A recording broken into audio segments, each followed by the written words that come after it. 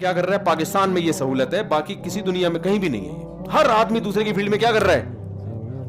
اور علماء کی فیلڈ میں تو اتنی ٹانگ اڑانا لوگ شروع کر دیے ہیں. کوئی 4 کتابیں پڑھتا ہے وہ مفتی بن کے. یہ مولوی ایسے ہوتے ہیں، مولویوں کو کیا پتا. مولویوں نے ڈراپ شپنگ کے بارے میں ابھی ایک نیا کلپ کسی نوجوان کا آیا ہے. علماء نے بتایا نا ڈراپ شپنگ میں یہ صورتیں حرام ہیں، یہ صورتیں حلال ہیں. وہ محترم نے 2 حدیثیں پیش کی اور پھر علماء پہ رد کرنا شروع کر دیا کہ ایکچولی وہ جو قبضے سے پہلے نبی نے چیز کو بیچنے سے منع کیا ہے وہ تو اس لیے منع کیا تھا کہ بعد میں جب ہم خریدیں گے پتہ نہیں کتنی مہنگی ملے.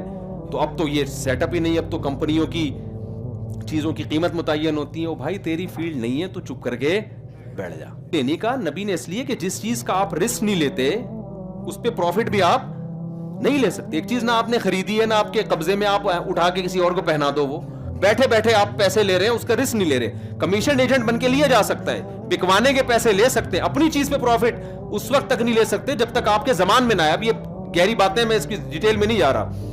تو جس کی جو فیلڈ نہیں ہے وہ اس میں ٹانگ اڑا رہا ہے. اور سب سے زیادہ ٹانگ کس میں اڑائی جا رہی ہے؟ علماء کی فیلڈ میں. اور پھر کہتے ہیں یہ دین مولویوں کی اجارہ داری نہیں ہے. بھائی دین کا علم کسی کی اجارہ داری نہیں ہے، لیکن پراپر علم تو حاصل کرو نا. آپ بن جاؤ، آپ مدرسے میں آ جاؤ، آپ پڑھ لو. نہ پڑھتے ہو اور پھر فتوے بھی دیتے ہو. چند حدیثیں ادھر کے ریفرنس یاد کر لیے اور فتوے دینا شروع کر دیے. اور جب علماء اس کے خلاف بولتے ہیں کہہ رہے ہیں یہ علماء اپنے آپ کو ٹھیکیدار سمجھتے ہیں. حضرت مفتی محمد شفیع صاحب رحمۃ اللہ علیہ کا ایک ملفوظ ایسے موقع پہ یاد آتا ہے. ان سے کسی پروفیسر نے، لبرل آدمی نے کہا، پروفیسر سارے لبرل نہیں ہوتے، کہا کہ جی وہ یہ انہوں نے فتویٰ دیا نا کہ یہ جائز نہیں ہے. اس نے کہا کوئی جائز نہیں، یہ جائز ہے بالکل، وہ فلانی حدیث ہے. تو حضرت مفتی شفیع صاحب نے اس کو سمجھایا تو اس نے کہا یہ مولوی لوگ نا اپنے آپ کو دین کا ٹھیکیدار سمجھتے ہیں. انہوں نے کہا ٹھیکیدار نہیں، چوکیدار سمجھتے ہیں ہم اپنے آپ کو. آپ ٹھیکیدار نہ کہیں، چوکیدار. بہرحال ایسا نہیں ہو سکتا کہ ہم آگے سے ہٹ جائیں اور جو چاہو آپ قرآن و سنت کے نام پہ دین میں شامل کرتے رہو اور جو چیز شامل ہے اس کو نکالتے رہو. تو وہ باڑ علماء ہی قائم کرتے ہیں. ہاں پھر ہر فیلڈ میں اچھے بھی ہوتے ہیں، برے بھی. تو مولویوں میں بھی 2 نمبر بھی ہوتے ہیں تو 1 نمبر بھی ہوتے ہیں. تو یہ نہیں ہے کہ مولویوں کو ہی چھوڑ دو. 2 نمبر ڈاکٹروں کو چھوڑ کے کہاں جائے گا آدمی؟ 1 نمبر. 2 نمبر حکیموں کو چھوڑ کے کہاں جائے گا؟ 1 نمبر کے پاس. تو ایسے ہی 2 نمبر مولویوں کو چھوڑ کے آنا مولویوں کے پاس ہی ہے. صرف نکاح پڑھانے کے لیے اور جنازوں کے لیے اللہ نے مولویوں کو پیدا نہیں کیا. تو خیر بات کو میں بس اب سمیٹ رہا ہوں. تو میرے بھائی ہمارے پاس سود کے معاملے میں آپشن، بشرطے کہ سود ہونا ثابت ہو جائے. سود ہے یا نہیں یہ علماء فیصلہ کریں گے، یا آپ نے نہیں ایکچولی کر کے سود، جو چیز سود نہیں ہوتی اس کو سود کر تھوپ دیتے ہیں، جو سود ہوتی ہے اس کو سود نہیں کہہ رہے ہوتے. بعض چیزیں سود لگتی ہیں، ہوتی نہیں ہیں. وہ جیسے یہ جو جی پی فنڈ میں جو گورنمنٹ پیسے کاٹ کے آپ کو بڑھا کے دیتی ہے، دیکھنے میں سود لگتی ہے یہ، لیکن یہ سود ہے. کمپنی اگر آپ کو تنخواہ نہیں دے رہی، تنخواہ دے رہی ہے اور کاٹ کے پھر آگے سے بڑھا کے دے دیتی ہے، تو یہ دیکھنے میں سود لگتا ہے، حقیقت میں یہ سود نہیں ہے. سمجھتے ہوں گے نہیں سمجھتے؟ تو لیکن جو سود ہوگا تو اس کو آپ کو چھوڑنا پڑے گا. جتنے لوگ یہاں بیٹھے ہیں جو سودی بینک میں جاب کرتے ہیں، آج سے ارادہ کریں ہم اس جاب کو چھوڑنے کی کوشش کریں گے، متبادل تلاش کریں اس کا. دوسرا کام، انشورنس حرام ہے، ٹھیک ہے نا؟ یہ معاملات کی بات چل رہی ہے. تیسرا، خرید و فروخت والے معاملات میں آج کل آن لائن ٹریڈنگ بہت زیادہ ہو رہی ہے. اس میں جائز ہے آن لائن ٹریڈنگ بھی، لیکن کچھ چیزوں میں حلال اور حرام کا اللہ نے فرق رکھا ہے، وہ فرق آپ کو کرنا پڑے گا. فوریکس ٹریڈنگ میں اکثر ایسا ہو رہا ہوتا ہے، سونا آپ نے خریدا، قبضے میں ہے نہیں، اور بعد میں جب اس کی قیمت بڑھ گئی تو پیسے لے لیے، گر گئی تو پیسے دے دیے، ڈیفرنس برابر کرتے رہتے ہیں. سونا بیع صرف میں آتا ہے، قبضے سے پہلے آپ بیچ نہیں سکتے. دونوں طرف سے کرنسی، جب کرنسی کے بدلے میں بیچی جائے گی، خریدی جائے گی، دونوں طرف سے قبضہ کرنا ضروری ہے. ادھر سے ڈالر دیے، ادھر سے کرنسی بولو نا لیے. سمجھتے ہو گے نہیں سمجھتے؟ تو یہ علماء سے مسائل پوچھنے ہیں، اس ٹینشن میں آپ کو پڑھنا پڑے گا. جو لبرل قسم کے تاجر ہیں وہ کہتے ہیں مولویوں کے چکر میں پڑنے کی ضرورت نہیں. ان کے پاس سادہ لفظ، مولویوں کے چکر میں پڑنے کی ضرورت نہیں ہے. ایک خاتون نے امریکہ سے مجھے فون کیا کہ میرا شوہر یہاں دوسری شادی کرنا چاہتا ہے، یا پتہ نہیں کرنا، اگر کرنا چاہتا ہوتا تو مجھے فون کر کے کیوں وہ بتا رہی ہوتی، کچھ اور کیا ہوگا. میرے شوہر جو ہے نا مجھے یہاں بلانا چاہ رہے ہیں، پتہ نہیں کیا چاہ رہے ہیں، لیکن وہ یہ شو کر رہے ہیں پیپر میں کہ میں طلاق یافتہ ہوں. کوئی ڈاکومنٹ ہوگا ان کو، کوئی میرڈ نہیں شو کرنا چاہ رہے ہوں گے. تو وہ پیپر بنوایا تو اس پہ وہ کہہ رہے وہ سائن کرنا چاہتے ہیں، پیپر بنوا کے سائن کریں گے تو کیا ہو جائے گا؟ میں نے کہا طلاق تو ہو جائے گی. یہ طلاق مذاق میں بھی کیا ہوتی ہے؟ ہو جاتی ہے. ورنہ پھر یہی ہوگا نا کہ لوگ کہیں گے میں تو بیگم مذاق کر رہا تھا آپ سے. بھائی آپ نے طلاق دے دی، اس نے عدت کے بعد کہیں شادی کر لی، اس کے 6 بچے ہو گئے، پھر آپ کہہ رہے ہیں میری بیوی ہے، وہ کہہ رہے ہیں بھائی میں تو مذاق کیا تھا آپ سے. تو یہ تو کچھ بھی ہو جائے. تو اسلام نے طلاق کے بارے میں مذاق بھی حقیقت، حقیقت بھی حقیقت، غصے میں بھی اسی طرح ہی ہوگی جس طرح بغیر غصے میں ہوگی. یہ لوگ اکثر فتویٰ اہل حدیث سے لے آتے ہیں کہ 3 طلاقیں ایک ہو گئی ہیں، کوئی ایک ویک نہیں ہوتی. قرآن، حدیث، بخاری، مسلم، صحابہ کا اجماع، چاروں ائمہ کا اجماع اس میں بالکل کلیئر ہے کہ 3 کا مطلب کیا ہے؟ 3 ہی ہے. کوئی ایک صحابی کا ضعیف قول بھی دکھا دیں کہ کسی نے 3 کو 1 کہا ہو، ایسا کچھ بھی نہیں ہے. تو اسی طرح غصے میں ہو تو بھی طلاق کیا ہوتی ہے؟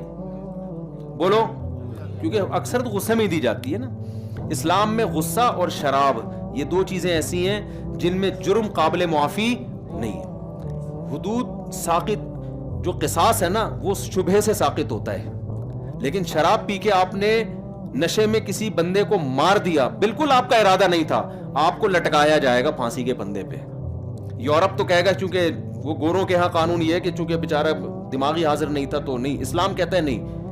تو اسی طرح آپ نے خود شراب پی کے طلاق دے دی تو وہ کنسیڈر، بولو، وہ ہوتی ہے، وہ ہو جائے گی. اگر کسی نے زبردستی پلا دی پھر نہیں ہوتی. خیر، تو اب بات یہ ہے، کیا بات کر رہا تھا یار میں نے وہ آخری جو لنک ہے نا وہ پکڑنا ہوتا ہے. کچی پکڑ دی کس کے حوالے سے؟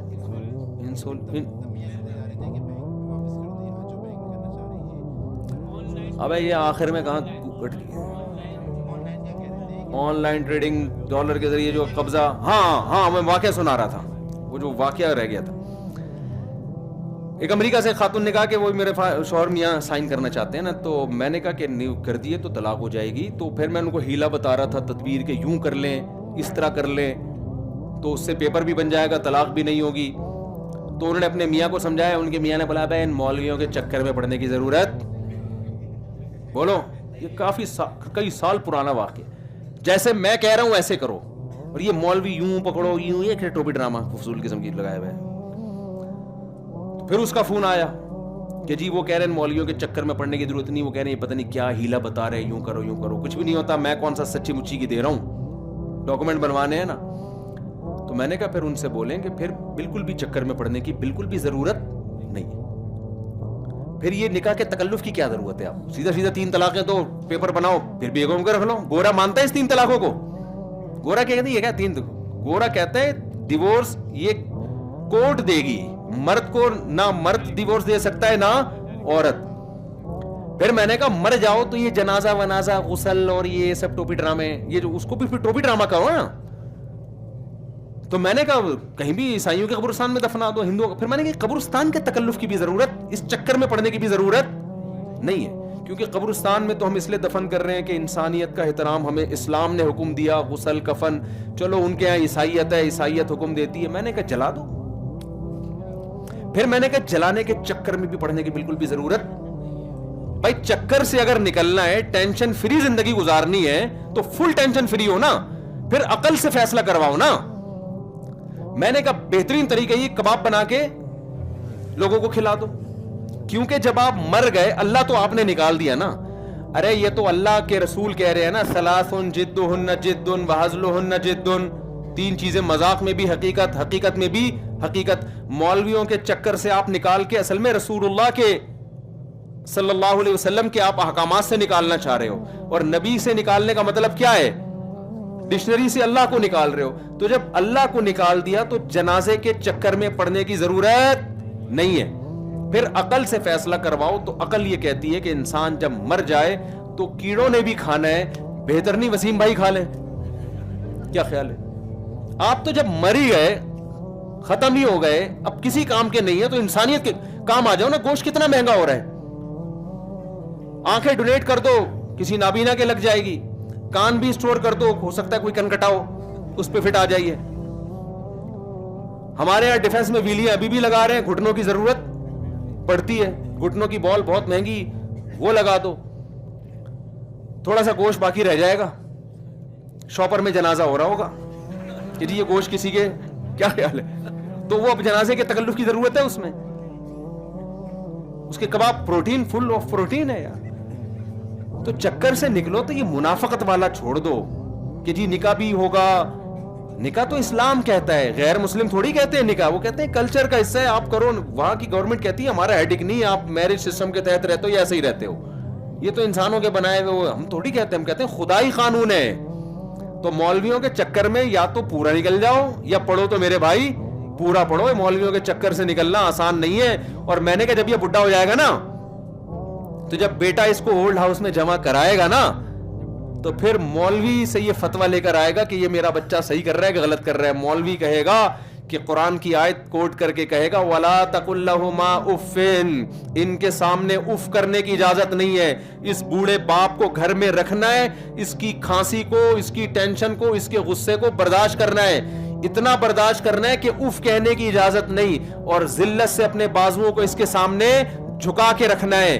تو اس وقت پھر میں ان سے کہوں گا کہ آپ کو مولویوں کے چکر میں پڑنے کی ضرورت بولو نہیں ہے.